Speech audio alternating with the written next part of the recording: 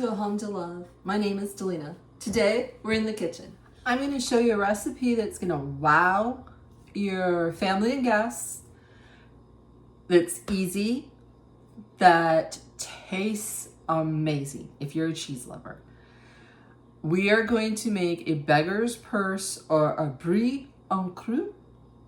My French is not that great.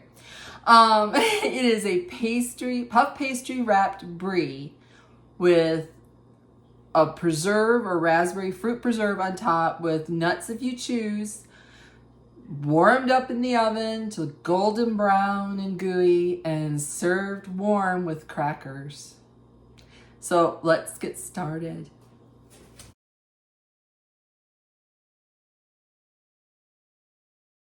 Now for your beggar's purse or brie en croûte, you need a wheel of brie. They say 7-inch or an 8-ounce. When you open it, it looks like this. It looks like it's still wrapped in some sort of paper. You can leave this rind if you choose to. I personally don't like the taste of it. So what I'm gonna do is I'm gonna take a vegetable peeler and I'm going to carefully go around and remove that rind. You could also do this with a paring knife if you choose, but I find a vegetable peeler, a sharp one, makes the job go really, really fast without losing a great deal of your cheese, which is what makes this dish so yummy. So you're going to go around, remove all that rind, and then once you have the rind removed, we'll pick it back up. So as you see here, I removed most of the rind off that brie with a vegetable peeler. On a parchment-lined baking sheet, I have one de-thawed piece of puff pastry. You can buy that in the frozen section of your supermarket. I'm going to put that brie smack in the middle, okay? What you're gonna put on top of that brie, you could either do raspberry, you could do cranberry, fig would be beautiful. Anything of a sweet nature, because you have the salty, the sweet, the crispy of the puff pastry, all those combined make one heavenly bite. So I'm gonna open. I'm using raspberry. My family is not a big cranberry fan, or else I would have done that.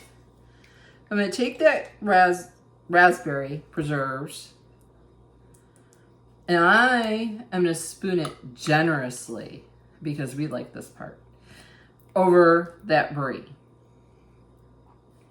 And if it kind of falls over the sides, all the better.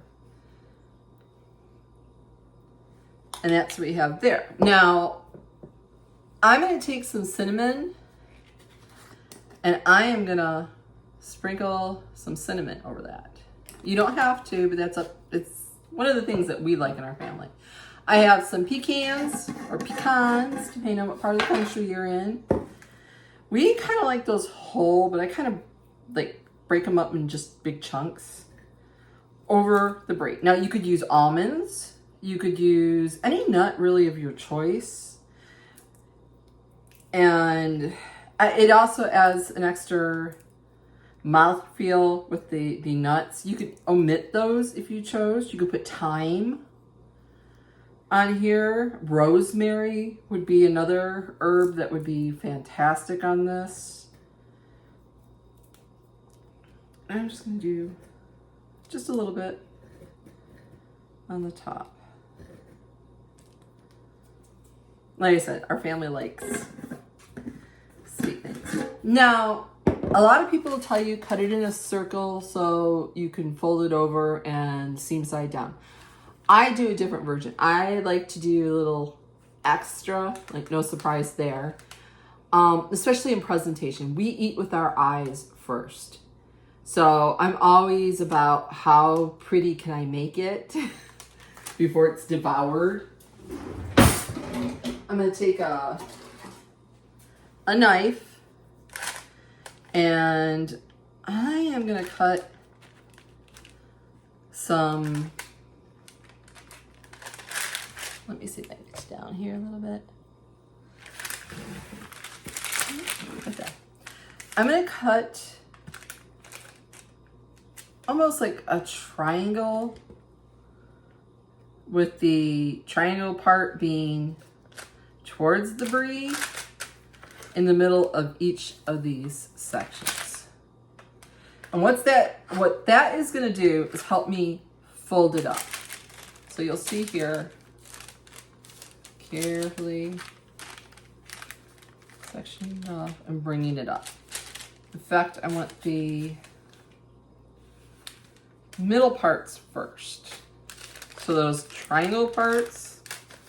Oh, and the puff pastry has to be completely thawed when you're doing this recipe. You cannot do it frozen. You cannot do it anything like that. And it'll stretch if it's completely thawed.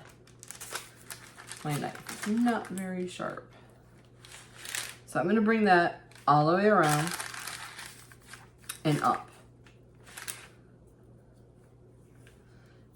And I'm not too worried if some of that comes out the top because it just makes for a better presentation. Now I'm going to take the flaps that are left and I'm going to gently give a little twist.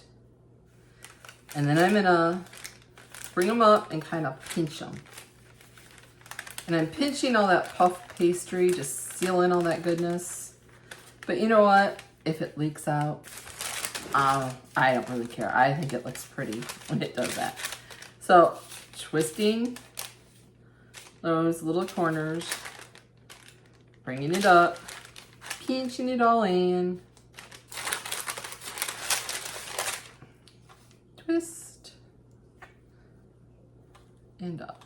That one's got a little bit of the raspberry, twist, and up. Now up here, I'm going to take all of those little points. And I'm going to take my hands, as long as they're clean, and bring all that up. And kind of make sure it's all twisted together. And then I'm going to fold back those little corners in the top. And that's what makes it look like a beggar's purse, per se. Like it comes up and twist. And then we're going to take,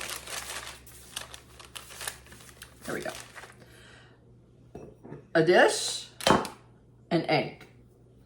Crack that egg into the dish.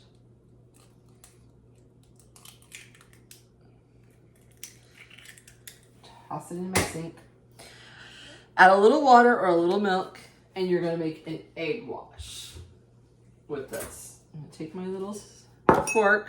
I'm going to give it a good little whisk.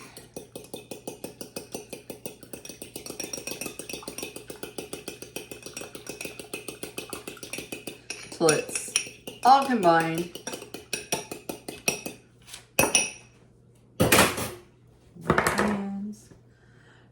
Take a basting brush and I'm gonna go over the entire piece of brie, or the pastry part. Oven set to 400 degrees, and you're gonna bake this for about 20 minutes, but I would keep an eyeball on it, and when it's nice and golden brown, I would pull it. And remember, you're going to be serving this warm, not piping hot, but warm, with crackers of your choice on a really pretty platter. Would be nice. And the egg wash just helps to golden it up. You could even, if you wanted to add it really kind of sweet, you could take some sanding sugar, which is a thicker sugar, and sprinkle it over the top, and it gives it that like kind of frosted look. So we're gonna set this in the oven for 400 degrees for 20 minutes. And here it is completed out of the oven. As you can see, it's nice and golden brown. I took some rosemary from my garden, 3 raspberries, because I want people to know that there's raspberries inside, and some crackers. Family uses Ritz. We're not too fancy here at my house, but some nice gourmet crackers, and a cheese knife. And that's how I'm gonna serve it. Now, this is still piping hot. You want it to cool just a little bit before serving it, because you know what cheese is like when it's right out of the oven. It is lava hot. We don't want anybody burning their taste buds before they get to our pièce de résistance of the turkey. So this is what this looks like. This is a fantastic appetizer. It's also something lovely to take to a potluck or wherever you're going for Thanksgiving. We will, when you cut into it, if it's cold, which it's not at this point, but I wanted to show you.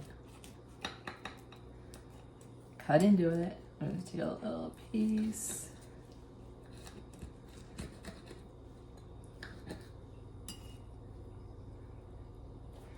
And I don't know if you can see this. Look at that lovely gooey cheese on a cracker. Oh my. Thank you for joining with me today and cooking with me. I really enjoyed it. Let me know if you would consider making this for Thanksgiving or Christmas. Also, did you enjoy this kind of video? If so, please let me know. I would love to do more cooking videos with you guys. Don't forget, Friday is my Christmas home tour. You don't want to miss it. I will see you then.